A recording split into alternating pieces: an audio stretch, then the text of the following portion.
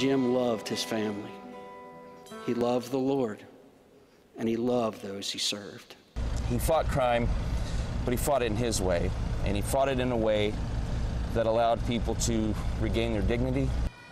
Fallen IMPD Deputy Chief Jim Waters honored in a final farewell. His family, friends, and community remembering him as a good father, husband, and officer. Attended by upwards of 1,200 people, the funeral for IMPD Deputy Chief Jim Waters was full of memories and fondness for a man taken from his family and the city too soon. Waters was just 48 years old when he was hit by a semi while slowing down on I-70 to avoid road debris. 24-Hour News 8's Brenna Donnelly attended the funeral today. And Brenna, what can you tell us? Well, guys, I can tell you that the front stands in front of the Baker's Life Stadium were filled with uniformed police officers, not just from IMPD, but also from the Marion County Sheriff's Office, Indiana State Police, and other organizations. There were also hundreds of family and friends in attendance, and for 1 hour, speakers and musical guests sought to capture the life of James Waters. He was 6'5" of heart. IMPD East District Commander, Assistant Chief, and Deputy Chief. These titles set James Waters aside in the community. But at his funeral this afternoon, the echo of titles was different. Jim was a great son, brother, husband, father, grandfather, police officer, visionary police leader, and community builder. But especially, he was just a great friend to so many of us. He brought his work home and his home to work. We worked long hours, and when we finally went home, we were like teenagers. We'd talk on the phone and we'd text into the night about solving the problems of the world. And I would usually wake up in the morning to find emails that had been sent long after I went to sleep. Lieutenant Bruin even told stories of going on a double date with their wives and after dinner reporting to the scene of a homicide. He says that illustrates what Waters and his family sacrificed for the betterment of Indianapolis. Jim always closed his communications to officers by thanking them for their hard work and service and telling them it was an honor to serve with them. On behalf of the men and women of IMPD, I want to say, Deputy Chief James Waters, Jr., thank you for your service, and the honor has been all ours. Deputy Chief Waters leaves behind a wife, a son, a daughter, and a granddaughter, but also a city and a police department, which he helped to lead. Covering that side of the story is my colleague, Tim McNicholas. Good evening to you, Tim. Yeah, good evening, Brenna. You mentioned that he leaves behind a wife and 2 children. He also leaves behind plenty of memories. Waters' friends and co-workers say he had an infectious smile and he loved to tell stories. We heard some stories from them today before the IMPD Honor Guard brought his body to the hearse. Former IMPD Chief Rick Hite described Waters as the kind of guy who could diffuse any situation. He had a gift for convincing people to settle their differences peacefully. City Council President Maggie Lewis says she would knock on doors on the Northwest Side with Waters. He was looking for feedback, just hoping to learn more about the community he served. Before all that, he was a kid from Indiana. Rick Wood says he met Waters at the age of 14. He hadn't changed none from the time he was 14 to the day of the crash. Do something silly and he would just laugh about everything. He just always a happy-go-lucky guy. Jim was a gentle giant, and you heard all the accolades, and he deserves even more. Coalition builder, bridge builder, understood the human condition. Now, Hite promoted Waters from IMPD East District Commander to Assistant Chief. The former chief went on to say Waters was well known among people of all different backgrounds, in part because he took the time to stop and not just talk, but listen to the people that he served, whether it took a knock on the door or a cup of coffee. All right, looks like we just lost Tim. But after the funeral at Bankers Life Fieldhouse, the police and escorted procession began. Hundreds followed as Waters' body was driven to Crown Hill Cemetery. But before the cemetery, one more important location. 24-Hour News 8's Elizabeth Choi joins us live now from IMPD's East District. Elizabeth, what is the significance of the East District? Dave, behind me is where Deputy Chief Waters spent several years. From 2011 through 2014, he was the commander at the IMPD East District, making a profound impact on his officers as a mentor. But that impact didn't end just there. He also had made an undeniable impression on the community he served right here on the east side. I wanted to get out here before the procession came through so I could show my respects to the chief. Gabe Frost was one of the first to arrive. He waited more than an hour to pay his final respects. Yeah, I was pretty upset because Chief Walters is such a great guy. I know everybody that's ever come into contact with him knows that. And everybody also knew Waters was committed to this East Side community. He was real active in the community. He went to all the coffee shops. He helped all the kids. And that community involvement clear by the overwhelming support. Officers from the East District lined the street, red and blue lights flashing, a few on horses. Then came the rush of police motorcycles, one right after another. Hundreds of vehicles passed through, a variety of law enforcement and regular people.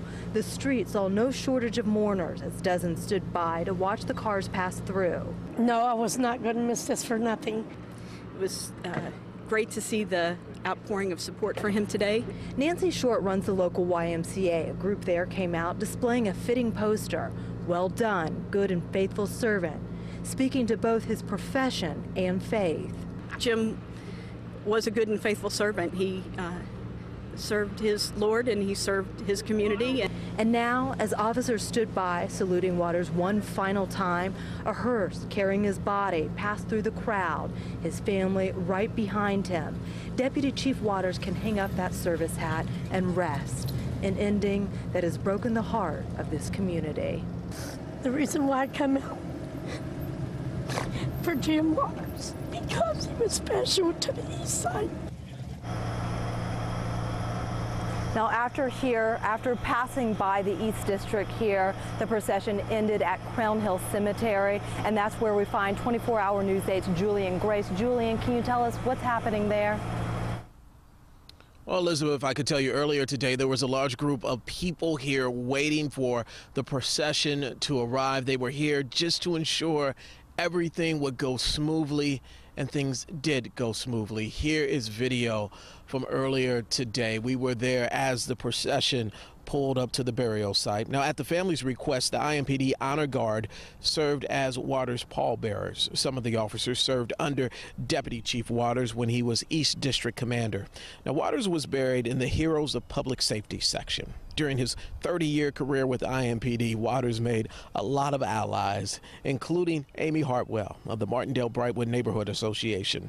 She says there are a number of people in her neighborhood who are hurt by this loss. I do believe the East Side feel this loss more than any other community because he has devoted his time to help the community. And my thing about this, he never say no. He say, I'll see what I can do. There was one common theme out here at Crown Hill Cemetery. Just about everyone we talked to consistently said that Assistant Chief Waters was simply a good man. Coming up, all new at 6:30, you will hear more from Amy Hartwell and what else she has to say about the impact of Assistant Chief James Waters. For now, reporting live on the West Side, Julian Grace, 24-hour News 8. All right, thank you, Julian.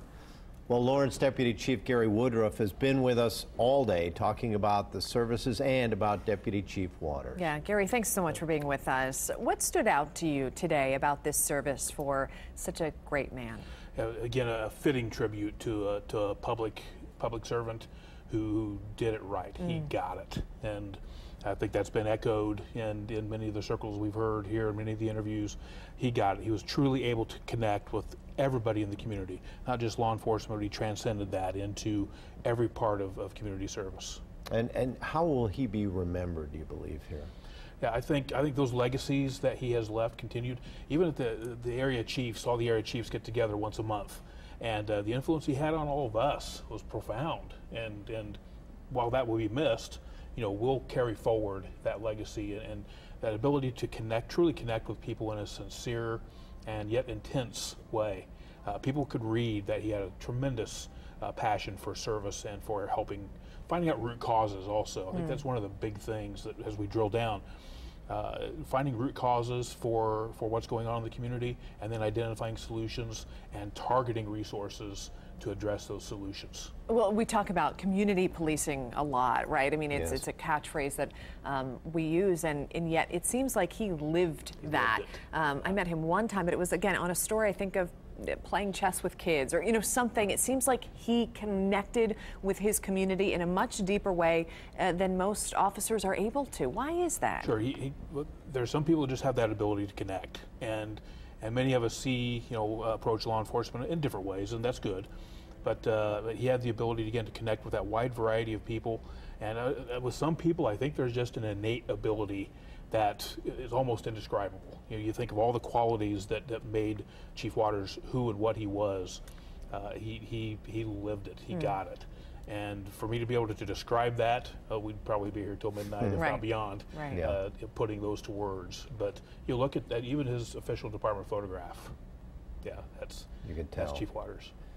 This is the first of 2 funerals for fallen officers this week. Southport Lieutenant Aaron Allen will be honored on Friday and Saturday, and that will be a different type of ceremony. How? Yeah, there are some distinctions and some honors that are reserved for line of duty deaths. Now, with Chief Waters, you know, he was still serving as an active law enforcement officer, and as chiefs, I don't know that we're ever really off duty. Yes. But there are certain distinctions and certain honors that are reserved strictly for line of duty deaths, not only at the service itself, but then at the interment as well. So there'll be some things that viewers will, unfortunately, have seen at other officer line of duty death funerals that they'll see Friday and Saturday as well that weren't necessarily on display today, mostly by the request of Chief Waters' family. Ultimately, at the end of the day, this is about what they want. Yes, what they wanted, his family. And then the greater community, which they obviously kept in mind as they were planning the services today. All right, Gary, thanks so much for your insight today. We really appreciate it. And we will, of course, be there on Saturday for Lieutenant Allen's services. And we have several videos from the services today online if you missed it. Later tonight, we'll have the entire service from Bankers Life Fieldhouse on our website. Just head to wishtv.com. We'll be right back.